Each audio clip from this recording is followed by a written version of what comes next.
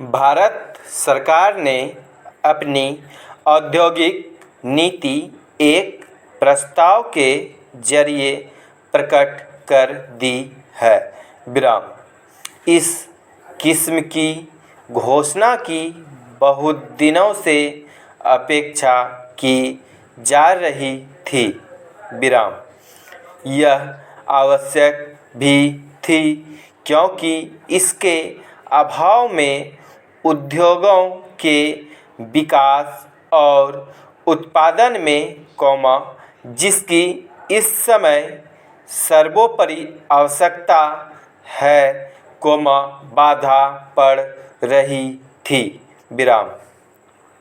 उद्योगपति यह जानने को उत्सुक थे कि उद्योगों का कौन सा क्षेत्र उनके लिए खुला छोड़ा जाएगा और वे उस क्षेत्र में निश्चिंत होकर काम कर सकेंगे अथवा नहीं। उद्योगों के राष्ट्रीयकरण की आवाज़ ने उनके मनों में दुविधा उत्पन्न कर दी थी। सरकार ने अपनी उद्योग नीति निर्धारित करने में एकांगी दृष्टिकोण से काम नहीं लिया, बल्कि मध्यम मार्ग का अनुसरण किया है। उसने स्वीकार किया है कि औद्योगिक क्षेत्र में निजी प्रयास के लिए काफ़ी गुंजाइश है और उसे निश्चित परिधि के भीतर काम करने दिया जाएगा। वह मौजूदा उद्योगों का राष्ट्रीयकरण करने की अपेक्षा नए उद्योग कायम करना और उन्हें चलाना ज़्यादा पसंद करती है, क्योंकि इस प्रकार वह राष्ट्र की दौलत को बढ़ाने और उसका उचित वितरण करने में सर्वाधिक सहायक हो सकती है।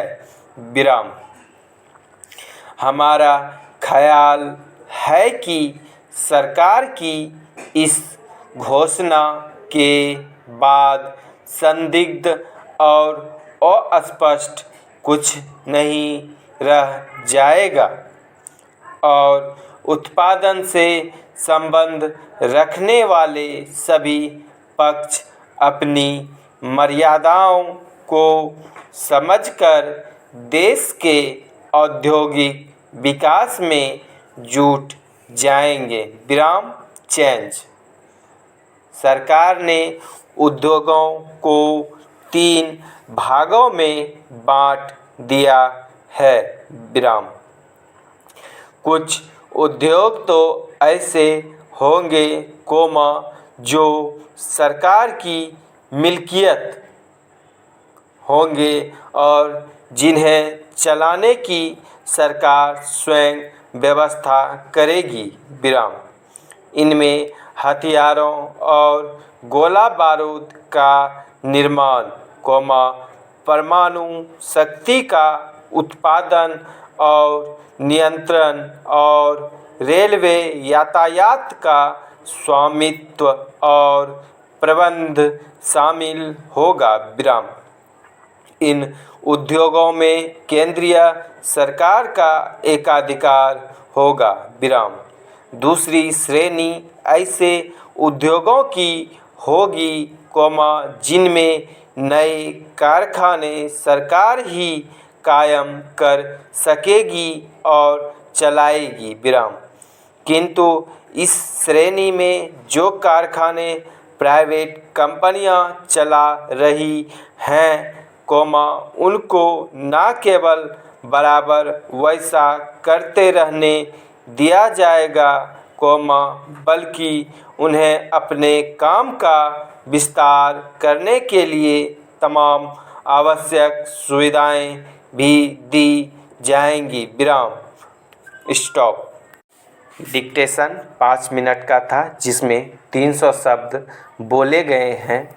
इसे बिहार सिविल कोर्ट स्टेनोग्राफर को ध्यान में रखकर बोला गया था। इसमें कुछ शब्द नए होंगे, जिन्हें ध्यान में रखें और उनका आउटलाइन बनाकर फिर से प्रयास करें। जैसे मिल्कियत, राष्ट्रीयकरण, संदिग्ध, औद्योगिक, एकाधिकार, इन सभी का अच्छे से आउटलाइन बनाएं और इस डिक्टेशन को फिर से लिखें।